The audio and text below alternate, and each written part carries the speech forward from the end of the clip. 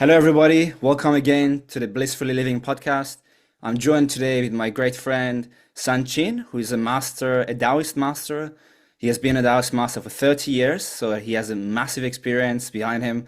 So I'll just be so interested to pick out his thoughts on a lot of ideas related to consciousness, energy, how to master our energy, and I think, correct me if I'm wrong, you also have been working in two different lineages of Daoism. Hmm. So normally I have this habit of mine that whenever there's a high consciousness person speaking to me, I always ask them to do a quick guided meditation so that we tuned in to the same, level, and it sort of Hmm. sets the tone for the rest of the conversation. Just something simple for 2 minutes, and then Yeah. we go right into the philosophy and the practice of Taoism and everything related to that. If you don't mind, Yeah. Oh, yeah. Yeah. Absolutely. let's do it. Perfect. Yeah. First, I just want to take a minute and everyone just become comfortable. Close your senses, open your senses right now, just to tune as I start amplifying the frequency. And now just take a moment and I want you to follow my lead as it becomes more apparent of your connection to this substance that we call the unified state. And with that, all I want you to do is breathe in for a 9 count, hold for a 9 count, and exhale for a 9 count, which will accumulate the necessary energy to give you a little charge, awaken your energy body, and be really present in this experience. So, without any further ado, I want you to breathe in and I will count along with you. And remember that you are abundant, you are limitless as we move into this experience. And now, one, two, three, four, five, six, seven, eight, nine. Hold.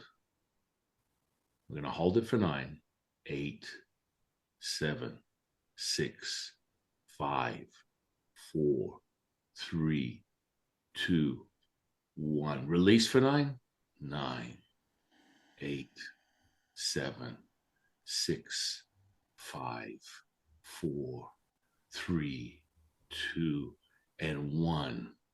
Now just take a moment and allow yourself to measure what it is that you're experiencing. As the breath becomes more in tune with this now moment, you are an amber, and with the breath, it now amplifies the energy potential that is now. And for your own experience, your own self realization, breathe in, sip in a little bit, sip into it, hold it a little longer, let it accumulate as we refer to absorbing the riches, and now exhale. And let that glow,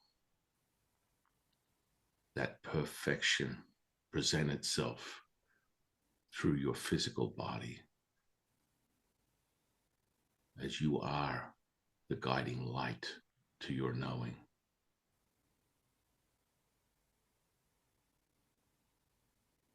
That's it. There you go. A little quick charge. How was that, my friend? That was wonderful. Thank you. It's just amazing always to do that because in then the whole conversation we are kind of flowing together in the same kind of language with the same kind of language. So let's go right in. So as you know, you may not know, but I'm a philosophy student, so I'll like to learn about the theory aspect, but also I'm a practitioner as well, so I love to learn about the practical aspect of Taoism. But before we Mm-hmm. get into that, tell me how you got into Taoism, sort of your story, your journey, where it began. Where did you go? Did you go to the East to learn it? Who were your teachers? Yeah, just take me through the whole thing, if Yeah, that's okay. yeah, yeah. It's a big journey. I think I probably touched on this about 40 or 50 times on the internet. So this is another new experience. It kind of was triggered as a young boy. I started to realize I could see through walls, see through my hands. Wow. And it was being left with the imagination. I was a latchkey kid from a single parent who was just struggling to, identify as an individual, as a mother. It was very difficult for her to really sort of balance a lot of things. So I was left to my own imagination most of the time. And, in this day and age, you're not going to have your kid just basically going to school, coming back from school, and entertaining themselves pretty much most of the time until the parent would get home. It sounds like an interesting idea, but these days there'd be a bigger conflict. And so as a child, I would just be left with my imagination. And it just started to be apparent to me that these things were very supernormal, this type of insight, this perception. And it was nothing that I really touched on as being super paranormal. I would just be aware that I can see into people's bodies, see energies, go, and basically I attuned it to my experience with Superman. If he can do it, why can't I?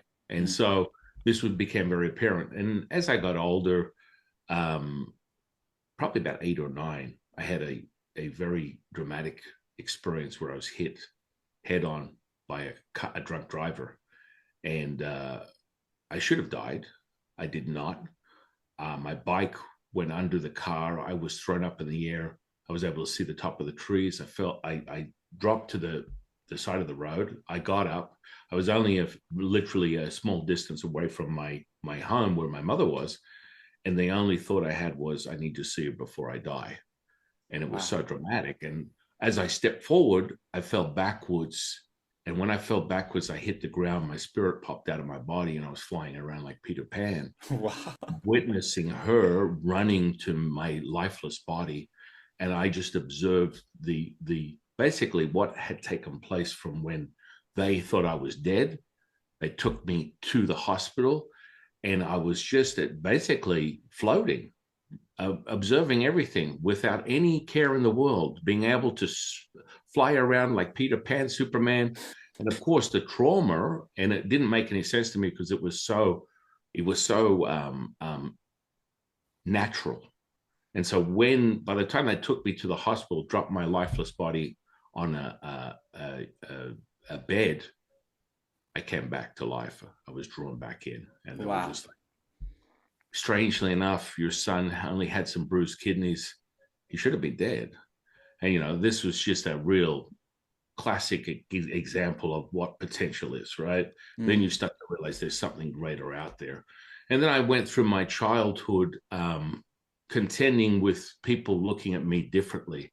So, I was extremely naturally very talented academically. So I would go to school with no effort whatsoever and be at the top of the class. I would never study for anything. And that was fundamentally wrong. That weird kid who's got a single parent, he's dysfunctional. Of course, that would draw the attention of other energies, i.e. bullies. So I spent my childhood contending with this bullying effect and drew me to bodybuilding. So I got involved with bodybuilding when I was 10 years old. I picked up a book called Education of a Bodybuilder by Arnold Schwarzenegger. And I was like, wow, I want to be like that. That guy has this very stoic, powerful, Greek like god like body. And I was very much obsessed with like a Greek history. All the basically the mystical aspect of history and all the super gods that came with the historic timeline. So I was like, hey, let me apply this. And by the time I was 14 or 15, I had deeply immersed myself in bodybuilding, and I was competing, and I got myself down to about 187 pounds at about 4% body fat. Wow. And so a lot of people would be looking at me like, well, what are you taking? Now, for all the people in this day and age, there's this thing that we call more commonly PEDs. And so some people would refer to that as performance-enhancing drugs. Mm. More commonly, back in those days, as an OG, they were just asking you whether you're taking steroids or not. And all I did was I was mentored by a guy that was clearly taking steroids. Little did I know, because I had no reference. It's not like the internet back in those days where you can get on the internet, look it up. You have an insight of some type of information that would not be apparent like 5 minutes ago, but now you have more information on something that you had no idea about 3 seconds ago. So I looked for a mentor, and this guy was clearly taking steroids, but he never misguided me by telling me that this is how you do it. He taught me the fundamentals of nutrition, and I started fasting when I was 10 years old. Wow. So I'd already realized the value. I was eating 1 meal a day. I was optimizing my resources energetically, which was more a natural thought process. If I put my mind to it, I can create it, which my mother would constantly reinforce as a child. And so I would continue to just nurture the body, exercise, and rest. And that started presenting incredible results, because when you start to understand the hormonal cascade, it's very simple to apply these things and get a said result very, very quickly. You do not need to use any performance-enhancing drugs, just for the audience. And so by the time I was 18 or 19, I had this voice in my head. I was really pushing the scale of over 300 pounds, and I was at about 20% body fat. I was a gorilla lifting stupid weights, like hundreds of pounds. At one point, I got up to 700-800 pound deadlift, 700-800 pound squat. Wow. These are things that my body was begging me to stop. You could feel the hubcaps coming off the wheels. And like that was naturally with time and the energy of youth on my side, my body was still begging for mercy. And so I was like, okay, I'm hearing this voice. And at that point in those days, we had this sort of cult-like thing called Hare Krishnas. It was very popular. It was starting to merge throughout the world. There was an Eastern philosophy that was seeping into every aspect of the world, that there's another way to look at reality, not just the fundamentals of traditional religion that would be more in that point contemporary Christianity, Catholicism, however you want to see the world, whether it's from the lens of God, Buddha, Tao, universe. So I was like, I don't know, this thing is telling me I need to go and find meditation, a voice in my head, yet I have no real reference of what that is, because it's like these weird people with orange robes dancing around in the street, just being joyful and blissful and happy, or some yogi that eats alfalfa sprouts and sits in some weird position. So it didn't make any sense to me, because my mentality was grab things, crush things, throw things. And so I built up this strength and resistance. But actually, in retrospect, you look at how you merge the body into this state of awareness, and you must have a balance between yin and yang. And so having that tactile effect, feeling into the physical body, is a great way to start on your path of ascension to essentially activate your energy potential. So that I was doing that for many years. So I got this message. I went and I looked up this thing. It's called the classifieds in a newspaper. I tell my kids, I got 6 kids. I'm like, there's a newspaper. They're like, Dad, what is a newspaper? And I'm like, it's where you look up this stuff, and in the back of it, there's like a little classified section. Now, commonly in America, we would look at this as Craigslist or something like that, as a digital format. There are still newspapers out there where you can find people that are, hey, I've got a garage sale on the weekend. Come to this address, blah, blah, blah. So I found this teacher that was offering free meditation classes. I'm like, wow, let me check it out. So this was in a bad neighborhood. And so I was like a little reluctant, even though I look like an overgrown eclipse. It was like, literally, think about the worst place you could go, no matter what you look like, and walk into that neighborhood. You're going to feel a little resistance, right? You're going to feel like, there's something dangerous going on here. So I turned up there. I drove over there. I turned up, and there's noises, dogs barking, people screaming. It was in a youth center, a rec center. And so it's just basically free. What am I going to do? So I pull up there. I think I'm not going to make it from my car to the actual rec center. I get inside, half a dozen misfits sitting around in this thing that they call a lotus position. Mm. And I have this little woman that would literally be 4 foot high standing there going, all right, welcome, come in.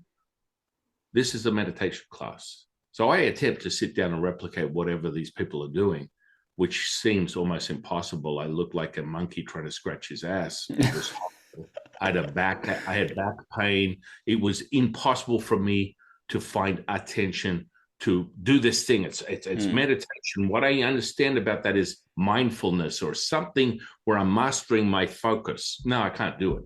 So I'm listening to all the nonsense outside. Now I'm more concerned about whether I'm going to be harmed by the time I get out of here. It's going to be dark, whatever. And she's standing there. And when I'm sitting down, she comes up to here. And you look around the class, there's a half a dozen misfits.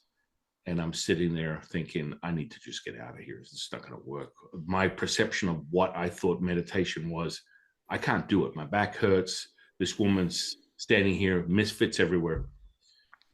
And sure enough, she goes, now I want you to listen to my voice. And I'm like, at that point when she said that, I'm like, this is ridiculous. I need to go. And then everything will fall away. And then for 15 minutes, this is what I experienced. You couldn't hear a pinprick. So for the audience, if they're listening to this for a podcast, everything went silent, as if someone reached in, grabbed the sound, grabbed the environment, and removed it from my experience. And I've got my eyes open, and I'm sitting there going, what? I cannot believe the power. I thought I experienced power through the merging of my physical body, lifting heavy weights, being able to crush them, shape them, create the body through exercise. And I'd never been exposed to something so potent in my life. And I said, I have to have it, no matter what. It makes this bodybuilding stuff look like garbage. And so you were going to say you have a question? Yeah, you were just delaying for a second. I couldn't hear you for a few seconds. So did you say that she did something that everything went silent? Or well, she instantly said, listen to my voice. Yeah. And then everything will fall away. And the second she said that, everything fell away. Oh, wow. Okay. So there was some power. Complete silence. Yeah. Complete silence. It wasn't as if it was just me getting a taste of my divinity. Yeah. It was the ability to erase sound. Yeah. I got you. You're right. There was no evidence of time, because it would seem like 15 minutes went by, but it was actually hours. And I'm sitting there and I'm experiencing this going, whoa, I mean, what is possible at this point? If you can stop sound, nothing outside, not hearing her voice, looking around with my eyes open, and it is gone. Yeah. And when you look at that and you experience it for the first time, and I had no idea what meditation, I'm like, I'm addicted immediately. Whatever this is, I want it. I have to have it. It's good shit. Well, yeah, because you don't realize that I spending all those years bodybuilding and powerlifting, I was mastering that ability to apply myself. And within the present moment, I say this is going to happen. And it was I instantly had dominion over that weight. I'm going to lift this weight now. And so that drew me to the next day. Literally, this all happened within a week. The next day, I looked for any other evidence of this weird experience. What would be paranormal? And I found this guy offering channeling classes. Literally out of the same classifieds. I turned up to his class, and he looked at me like, you're in the wrong place. Because I'm a Neanderthal bodybuilder that looks like an overgrown ape. And I look around the room, there's 20 alfalfa sprout, long hair, armpit smelling hippies.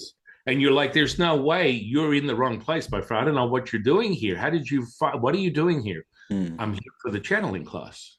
And you say, I've always had that attitude where my mother has always told me, put your mind to it, anything's possible. And then furthermore, my perception of everything has always been, I'll try anything once. And people are like, that could go in weird directions. But hey, if you surrender to the present moment, anything is possible. I will remind people of that in all these decades of teaching people internal alchemy. I will remind them that you can instantaneously acquire this resonance that I put out now. Mm. You don't have to have this elongated, path or rite of passage that could take you years. If you can truly be present, you can acquire the resonance instantaneously, right? And this is a path that most people go on, right? They go on this path where they're the seeker looking to find the answers. There's crumbs everywhere. They want to be the Sherlock to their Watson. How do I move through the labyrinth of my mind and acquire a state of awareness that is this ascension, this enlightenment, this knowing? And so I went to this class and it's like, okay, you really are channeling. You're here. And this guy's been 60 years deep into channeling, right? Is there an echo? Are you okay with that? Can you hear it? No, I couldn't hear it. No. So I sat down in this class and he's like, okay, sure. You're here for the channeling. Everyone's kind of almost amused. They don't get it. It's like you're out of place. You shouldn't be here. And he called in his teachers. And in the same second, I had a lightning bolt equivalent, a visceral kinesthetic somatic response of this lightning bolt of energy, divine spark through my physical body that created a vibratory effect where I almost looked like I was going to spin out of the room. And I was putting out so much heat and energy that people were getting sticks, putting marshmallows on the end of them, and just standing around observing this incredible transformation. I instantly activated my teacher, who I still have to this day. Second by second, I commune with him, and that's Lao-Tzu. So Lao-Tzu, I transmit and transcribe his teaching. I teach his teaching from a catalyst and conduit perspective as a direct channel. And furthermore, it gives you incredible insight to Daoism when you can have conversation with an immortal at will. And so that would be equivalent to the highest level of ascension for a Daoist. So there's 9 levels of development. It's physical body, energy body, spiritual body, sun body, earth body, moon body, oneness body, ultimate body, and then being. It's that charge you got up your spine right now is evidence that you can resonate with the validation of that. It's like, hang on a second. This is what we call the commune, or more furthermore, my parapsychologist friends like to call it, psychokinesis. This is evidence of unification. There's a substance here. And this is what we are doing as we unify more. As you mentioned earlier, the meditation is a great way, but it happens regardless, because you are me, I am you. Does that make sense? Yeah, definitely. Yeah. Yeah. So I literally thought I was having a psychotic episode or break-in. I couldn't define it as anything else. I see this old guy as I see you. I went from not knowing anything, meditating for the first time, channeling the second day. Now I have visual images of this guy at a density that would appear to look to the same quality as you, and I can hear him also. And I'm like, I'm at the verge of, I don't know what. I think I'm probably going to go to the cuckoo factory. Yeah. And the messaging was coming out of me. This is the crazy thing. Now, this teacher literally was perplexed. He was so pissed. He's like, who are you? Who are you? I've been doing this I've been teaching people 60 years. And I mean, of course, this should be evident. It's like the whole point of you helping people remember who they are. They're going to remember all the lives leading up to this very experience, right? Now, this can be measured by someone's own experience and what their belief system is, whether they believe in reincarnation or incarnation. I do. And it's quite evident that I'm just remembering who I am. And when that is present, holy moly, it's a whole new reality. And you can't get that kind of insight where you are aware of things that other people would hold deep within themselves, in their psyche, in their emotional container, that they don't want to reveal to the world. Their very facade, or the mask that they put on to dissuade someone from getting an idea of who they are, when you can actually look at it, at energy, look at this substance where everything, for me, everything is a color. Everything has an auric field. Everything has information attached to it. I just put my attention, intention to it, and it will reveal itself. And that's the mastery of what I teach others, is how to acquire that alchemical process. Now, I just remembered instantaneously. It can happen to anyone, but that led me on the path of wanting to acquire a deeper understanding, because Lao Tzu was connected so deeply with Daoism. It was a natural unfolding of events that I would pursue that. And of course, he guided me to pursue that. So I've got this old man that I see, that I'm having a psychotic break with, and I'm hearing his voice, and I'm like, and I'm explaining it to these weirdos in the room that I'd never heard of before, these hippie weirdo channelers. They're like, this is the most amazing thing. I'm experiencing this visceral experience where you're transmitting all this heat, and it's quite evident I can experience it now. And, you know, the more palpability, it's like when we move this and you feel the chill through your body because it's the energy potential, this is the evidence. Does this make sense? Yeah, you know, if you had told me this, I don't know, like a year and a half ago, I would have had a hard time believing it. But my best friend, one of my best friends, he's a psychic medium and also a channeler, but he does mostly channeling that he's integrated within his coaching practice. So he helps people and he coaches them, but he also integrates his psychic skills. And being friends with him for over a year now, I've seen and experienced things that I was like, wow, this is the next level for me. Uh, at university, I was always, you know, listening or learning or experiencing the next level stuff until I met my friend Adam Leonard, and then I was like, wow, there is the next level, which is like he's like you. He had a kind of like a psychic experience since he was a kid, and he used to see energies and auras. So yeah, if he had told me this a year and a half ago, I would have not been ready for this information, but I am now, and yeah, it's amazing. Continue, yeah.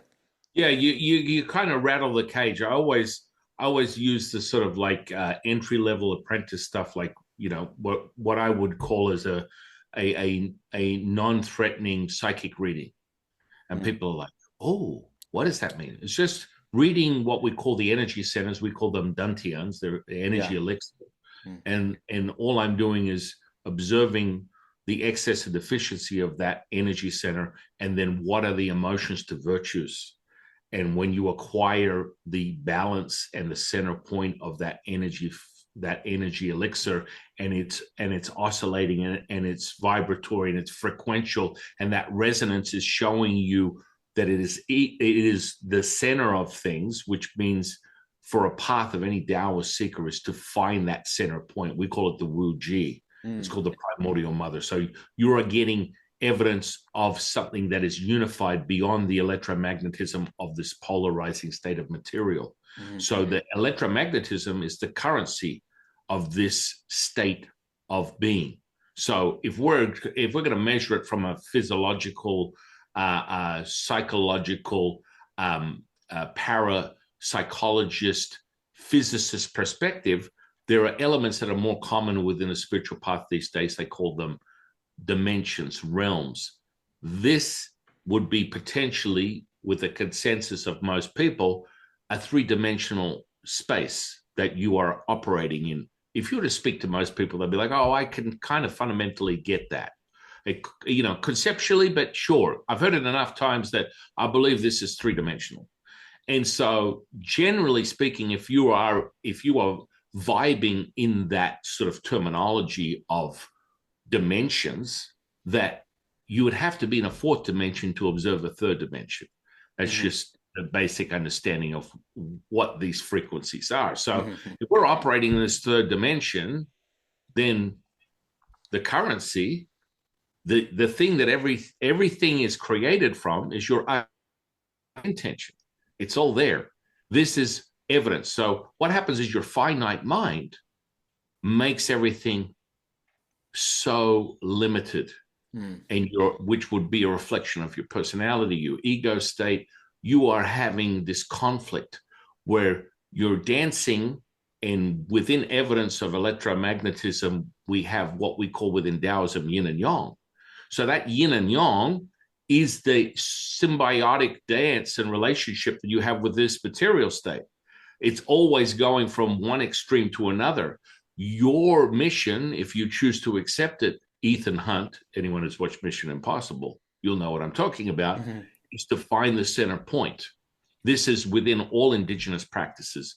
You could call it the Vesica, we call it the Wu Ji. And once you acquire that center point, because there's a center point in anything and everything, everything has energy potential. It depends on what state that is being created in through your own attention intention. We call it, you're cutting from the cloth of perfection, the primordial mother, this state. So when you put your attention intention to something, it forms energy. That energy is vibratory, it's frequential, and ultimately it has a resonance. For you to acquire that, you must be able to hold that resonance. And that resonance is mastered through the alchemical process, the internal energy architecture that we all have within us. Now, how you acquire it, perhaps maybe a Kundalini experience, which seems to be very popular these days. So I have to stop you there. We're going we're going really far, and actually, you've talking about so many things I wanted to talk about, but I want to go one by one, really deep into it. So, from a Taoist perspective, what are the different levels to a human being? You know, anything from the consciousness you mentioned to the energy, and just sort of go through the levels, so we get an understanding of like who we are and yeah, the different levels that is to ourselves. Yeah. I mean, fundamentally, you start with what would be the earth and minerals, the animals. This is very fundamental stuff. But let's just get down to when you are conceived within your mother's womb, and the human form is now created. This is the Shen, we call the Shen, is now falling into a material state. This physical flesh is what we call your constitution, your Jing. Jing is the substance that is the very offering of your physical state. And everyone comes into this world with a Jing level that normally I attribute it to a battery pack. So when you merge into this from the primordial womb, the mother's womb, and your body is created, it's now formed, we call this Jing. This is now a substance that you have generated, and an offering that could be your hereditary disposition, your gene expression. These are the fundamental building blocks, but they are not an absolute.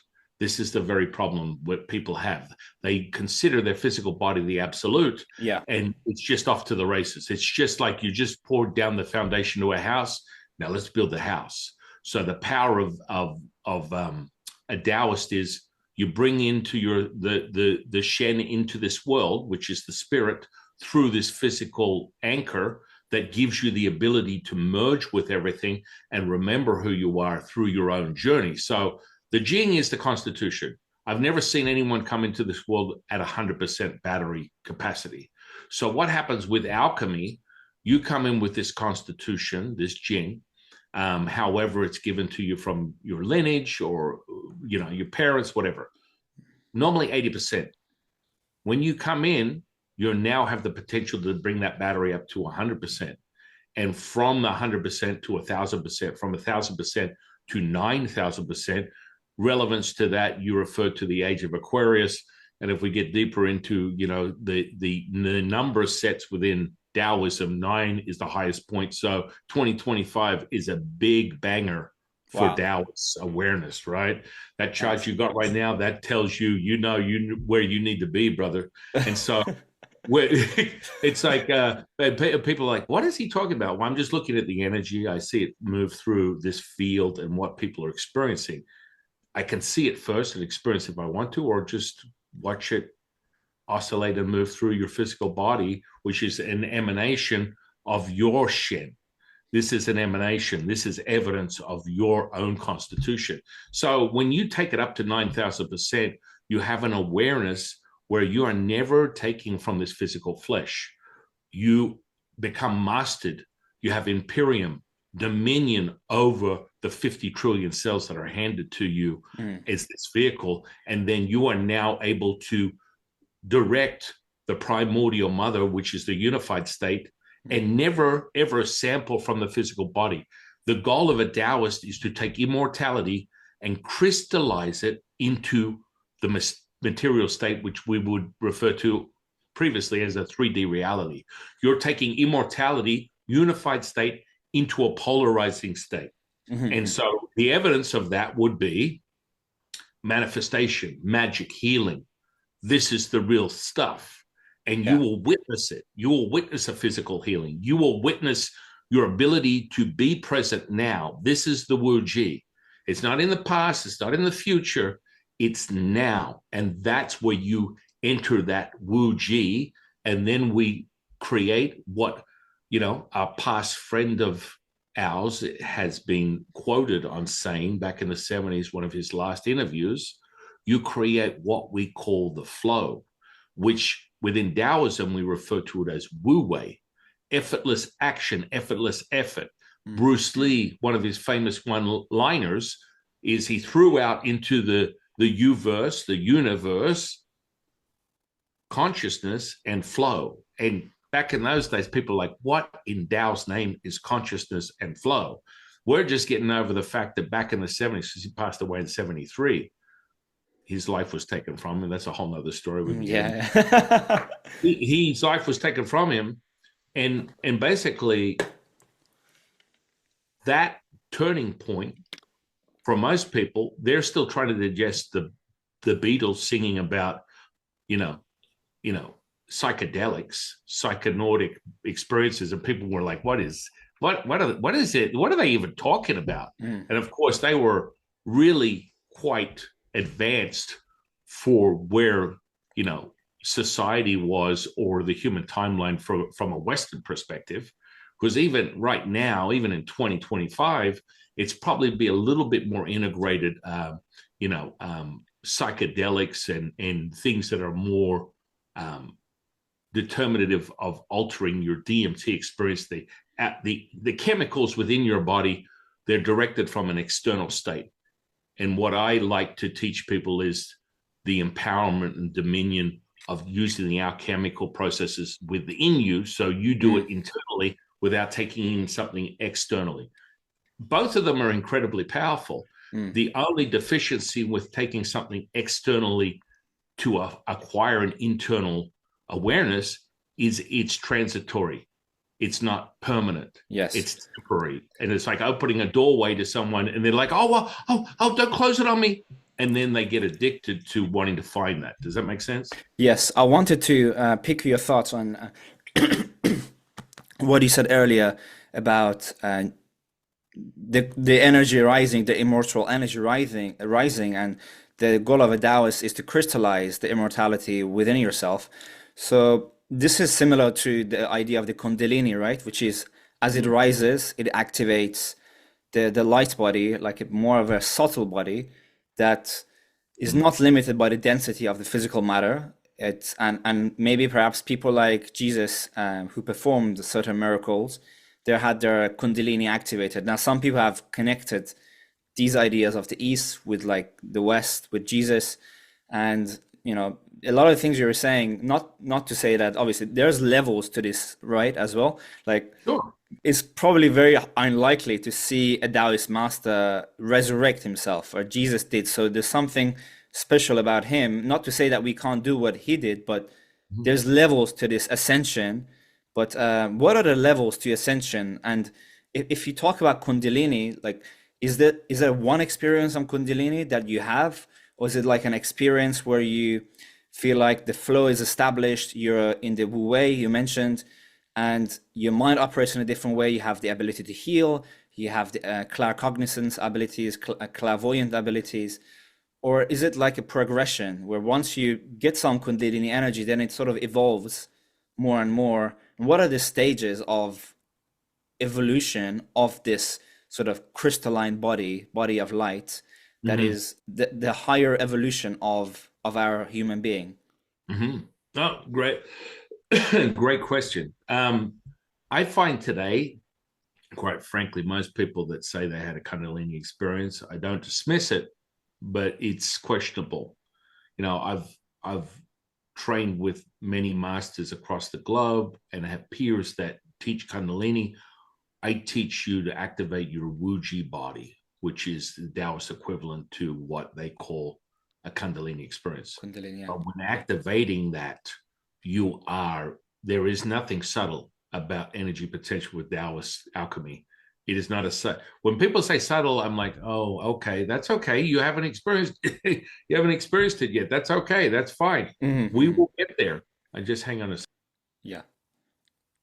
So the subtle body is kind of alluding to something there potentially, and if you had to spend 5 minutes with a psychologist, they might call it some psychosomatic uh, effect, where when you activate and you saturate the physical flesh, we call this chi packing, and there's no delusion of whether you're experiencing something or not. You have dominion over that energy potential, and you will feel it like the plasma, like what we call density of energy that is called chi, unified state.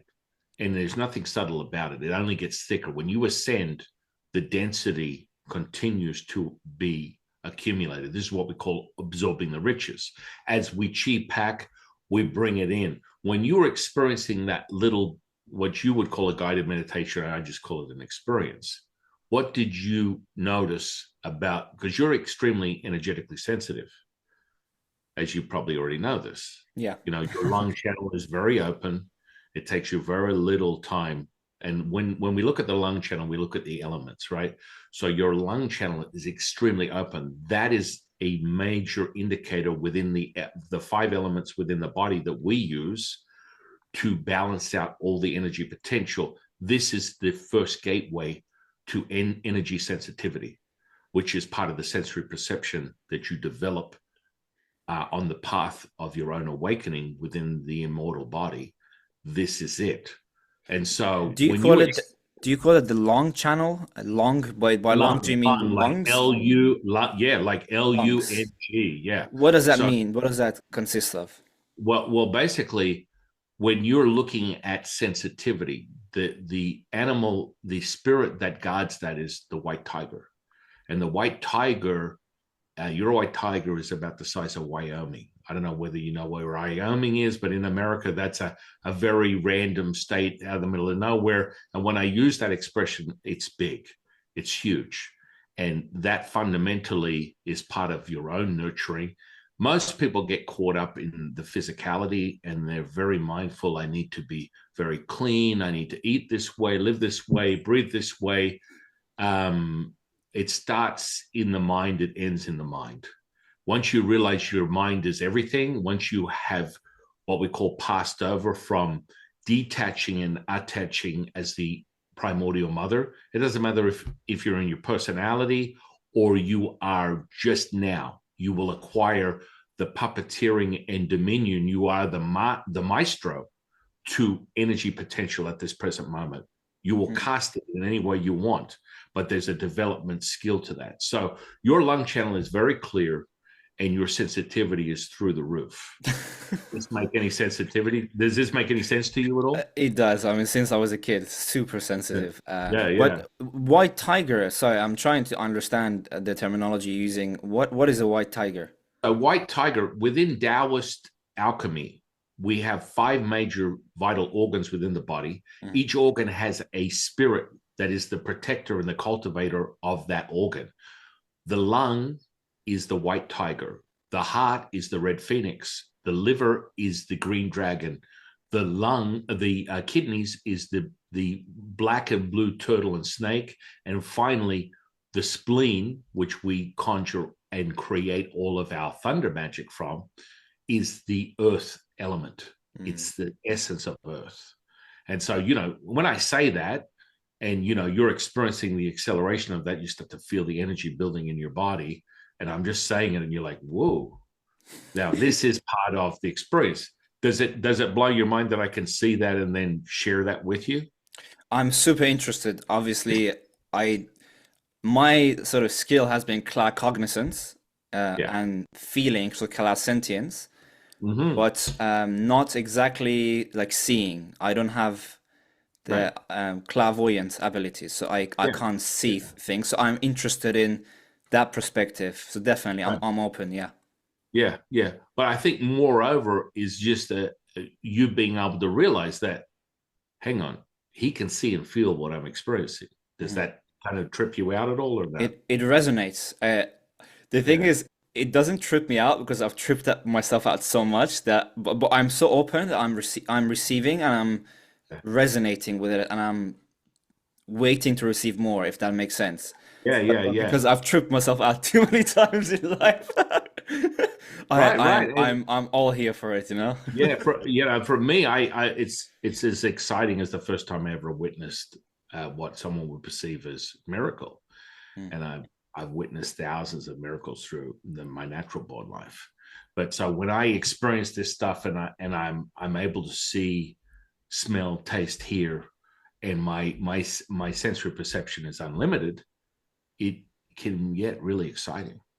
It can get really exciting because that's path of part of the path of a Taoist seeker is the immortality. Furthermore, being able to repeat these types of abilities and make them a permanent, so they're not transitory or a delusional state of your psyche.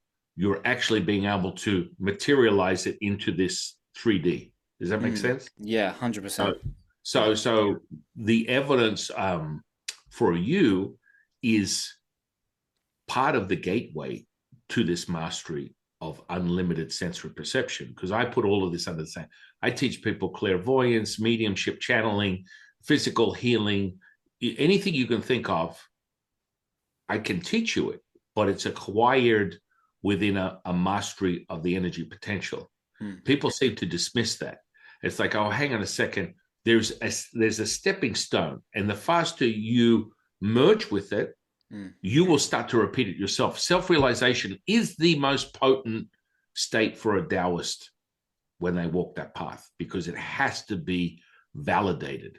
This has to be repeatable. It can't be a delusional, transitory, anecdotal nonsense. You need to be able to bring it when you want to share and show, because that's raising the consciousness of humanity. The Yes, yeah. major path of a Taoist is servitude and selflessness, and that acquires from the ascension. And your personality becomes it sort of just fades away. It doesn't get erased, but your ability to merge with the mother, the primordial mother, is nothing more than a blink away. And that magnitude and that dominion is a mastered effect of cultivation. So for you, your lung channel is really, really strong. Evidence of deficiency would come in the form of the liver channel. So the liver channel, there is evidence of more like deficiency. There's a how do I mean, tell me to stop if you want me to stop. No, no, I'm listening with a Yeah, lot of because sometimes a excitement. lot of people, I always when I do psychic readings on people, I give them the out. So within Taoism, we start with 9 points of energy potential. Some ancient indigenous practices would call the first point a transpersonal point. Mm. We call it earth. Earth is the first dantian, right? The Yes. second dantian is what you would refer to as the root chakra, if you're Mm. talking in this terminology, Yeah. right? Yeah. So the root chakra it really presents itself for the individual as to how far they want to reveal themselves to the world and what are their limitations or boundaries that they like to construct to to decide whether they're truly going to surrender and be one with this unified state, or furthermore, distance themselves by creating parameters, rules, limitations. And so when I get to the root chakra, and then by the time I get to the sexual energy, people want to stop because they realize it's real. I'm all here for it, man. So the beautiful part is your liver channel is quite like deficient, because that would more present itself in the form of anger.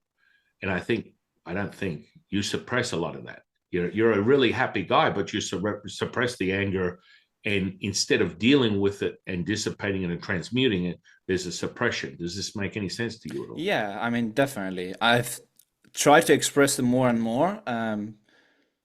Maybe they're still left in the subconscious mind, and I'm working with it. But definitely, in the past, it was the case. Now, these days, is much less the case. When people annoy me, I do express myself, and I do make them aware that I am pissed off with them. Well, the beautiful part is the suppression of this energy is what's making it deficient, because really you're acquiring what you want to do is acquire the virtue. So first of all, you must fill it back up. So when you look at the 5 elements within your physical body, this is the secret source to the palette, the painting palette, to activate your imagination, because that's the portal to all these sensory perceptions. You must have a balanced imagination so that you can instantly validate through the visual, audible, taste, smell, touch. All of this must be present. So when the imagination is deficient, we must rebalance that so that you can merge in and acquire all the sensory perception that is available to anyone. But when you see the deficiency in these elements, we must now recharge and basically supercharge that, because your dragon's kind of limping a little bit. You broke one of his wings. That's the dragon, and he's not in the potential. So here's the thing that I find really interesting. What you can do right now, because you're connected with these energies, is move to your heart, right now. So you're at your heart. Now I want you to meet the spirit and energy of your red phoenix. Yeah. Okay. Right. You're right. You're now experiencing that.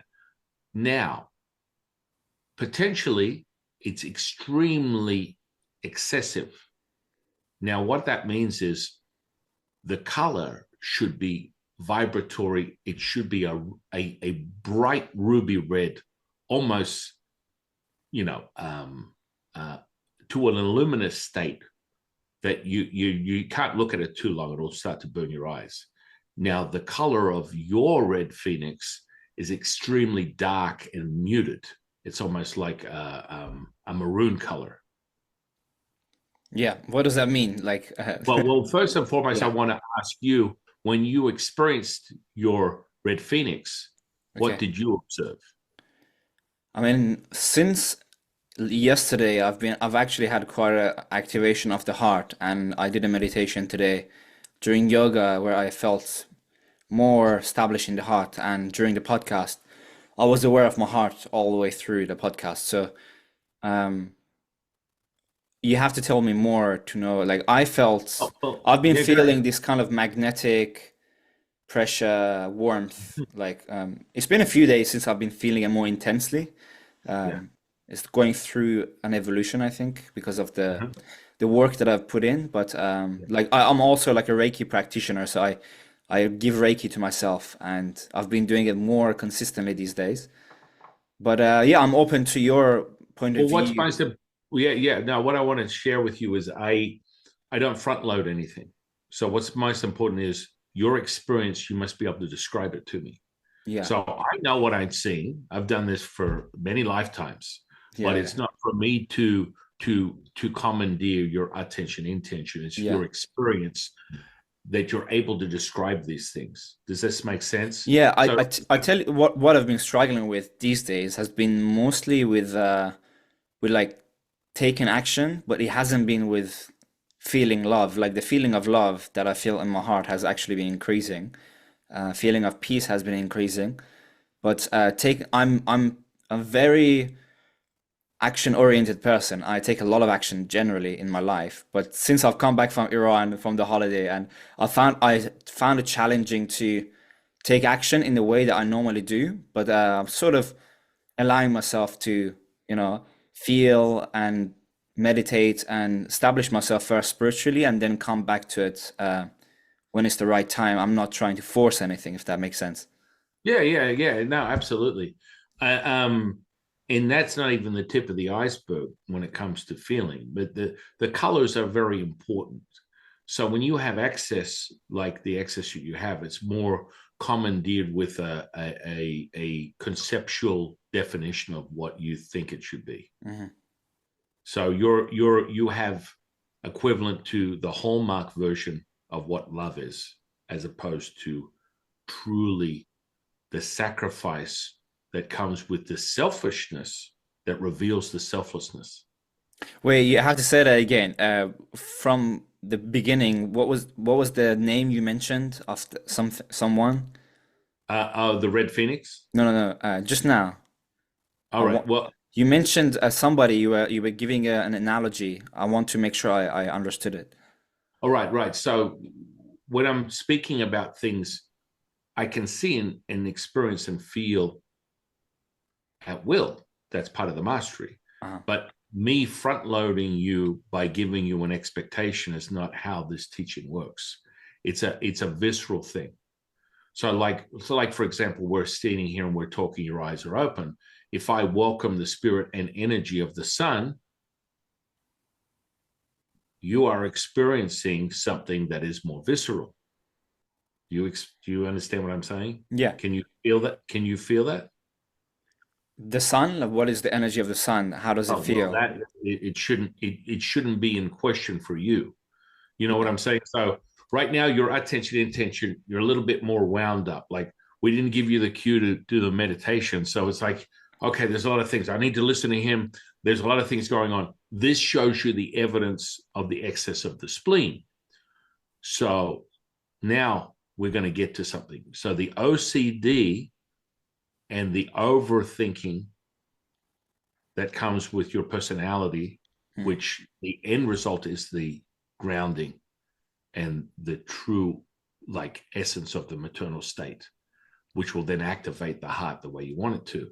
But the OCD and the overthinking, the high beta state that you get into when you're doing things in your life Hmm. makes it hindered. Does that make sense? Yeah, so the overthinking sort of blocks the earth chakra, like the first chakra that is the Well, it backgrounding, doesn't. It doesn't block it. It's like overflowing. It's like overflowing it. Yeah. you can't stop it. Yeah. So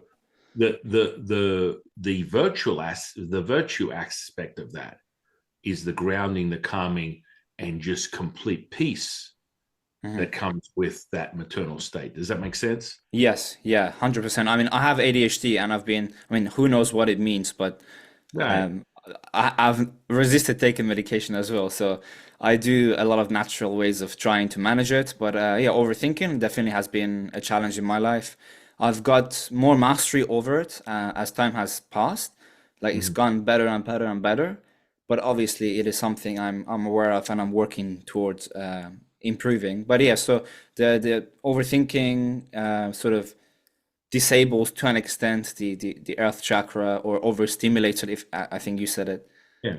So Yeah. if you add caffeine and sugar, you're going to have a bad day. I drink coffee, unfortunately. It will put you in that high. If we want to refer to beta brainwaves, your beta, it becomes problematic for you to Mhm. harness that rat in the wheel type of stuff, Yeah. and that's where you're in a paradox, because the paradox for you is you can feel into things and you have very the energy sensitivity, Mhm. yet you can't stay away from the intellect. The Yeah. intellect, you just like you suffer. It's like a double-edged sword. It's Does this very make strong. Yeah. Very, and very, I've had a very strong intellect. It served me in my life because I yeah. graduated from Oxford University and I'm now a master's student at St. Andrews.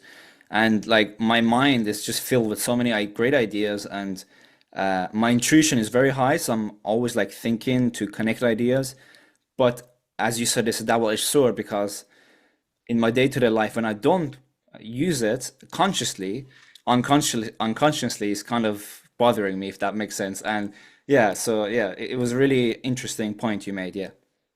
Yeah, it's one of those things where, and I get a lot of people come to me all the time on a daily basis. Dozens of people want insight because once you activate the energy body in one way, shape, or form, whether you're rubbed up against someone who had a Kundalini experience or not, you're going to start to see evidence of this energy potential.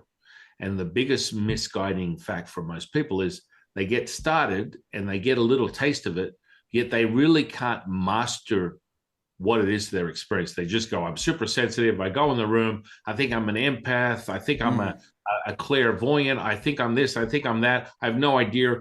I'm literally having a freaking breakdown because there's no evidence or guidance from a Uh-huh. higher state of awareness. It's just all this stuff going on. Does that make sense? 100%. And since I was a kid, I mean, for many, many years, I I experienced this kind of being like a sponge, the empath thing you mentioned. So you feel everybody's emotion. And one second, let me just drink.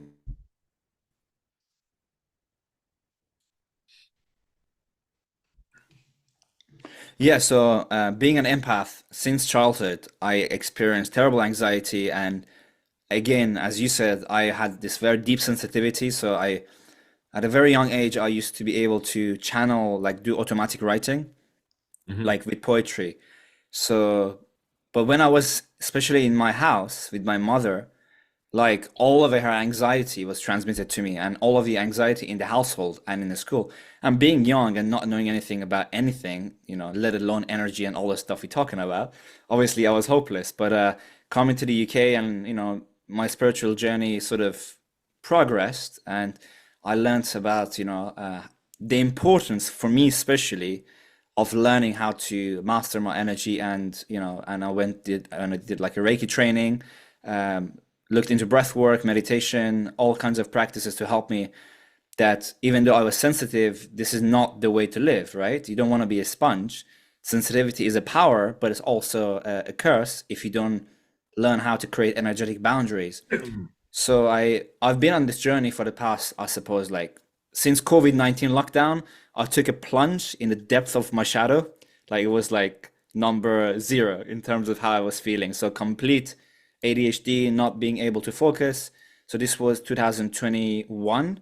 So from 2021 to 25, where we are today, I have improved so massively. And like I've gone from zero to like, I don't know, like 5,000 or 10,000, um, in not just learning about the philosophies of it, but also learning how to master more energy, like with yoga and breath work and meditation and energy work. But as you know, it's a journey, and it's not something that you sort of master it straight away. So there's challenges along the way, and I am aware of those challenges. That's why I'm doing this podcast and talking to people like you, because then I'll know the next piece of what I need to be doing to go to the next level. And yeah. Yeah, I mean, a Kundalini is an interesting throwaway these days because people, to truly master something like that, there's only two Kundalini masters I've ever come across in my lifetime, and they were in the jungles of Thailand, and it's not they're guys that can levitate at will. They can do crazy stuff that Yeah. is superhuman, and that's rightfully so. But they also dedicated 20 years of their life Mm. by themselves to acquire these superpowers. Now, I know one other person that can levitate, one of my students, Wow. but I taught him that technique. And a lot of people are like, well, Jifu, why don't you levitate? I'm like, because I have no interest in levitation. I couldn't care less. Like the part of like embodying these type of energy potentials, when you get what you call a superpower, Mm. is to return to whole. It's the distraction of being obsessed with that one superpower that will keep you off the path, and Yeah. you won't end up at the Wizard of Oz. which is critical for your own development, because as you accumulate that mastery, it raises your frequency. And then, of course, now you're there. It's always problematic. When I see a student that becomes obsessed with one superpower, we need to start reassessing what it is that he's doing externally to distract him from his internal knowing. And there's nothing wrong with it. I'm not dismissing, because I teach it and I've experienced it for many decades. You know, taking a skewer, running it through my arm, pulling it out, and you don't see an entry or exit point. That is what you call, I can't explain it. In your mind, you're like, hang on a second, that's crazy. But that's just part of the mastery of energy potential. We call it Nigong, the internal power, right? And you can do that with anything. It's like part of the biggest distraction of most people. They get involved with internal alchemy, and they put their foot on the gas of like yang cultivation, which it really fortifies the material state. That means they want to embody, reeling of the silk, fortifying the connective tissue, fortifying the bones, fortifying the flesh through an alchemical process. Only they burn their candle at two ends and they don't nourish the yin aspect. And furthermore, they don't go even deeper, which goes beyond the yin into the void, which is what we call the primordial mother. And that is the creation of all things. So yin and yang, yin is just the absorption of all colors. Yang is the emission of all colors. Your rite of passage as a Taoist, as a seeker, as anyone who wants to create alchemy, because the alchemical process for Taoism is second to none. I've never come across an energy, a method that is anywhere near as potent as Taoist alchemy. And it's constantly validated throughout the world. Many people will always reference it. You can go through the path of Rosicrucianism or, a Gnostic path where there's mystical aspects, but they haven't mastered absorbing those riches. And, Kundalini is another example. You have, through Hindu practices, siddhas and all these sort of superpowers that you can acquire, but nothing comes close to this type of stuff, because it's like, I will go to bed and I'll wake up an amber of a cigarette. I've got so much juice like saturating my physical flesh, because that's part of the processes. So to breathe from what you would call the ether, the universe. You're not using the respiratory effects of your material, your mortal state. You are breathing from the primordial state.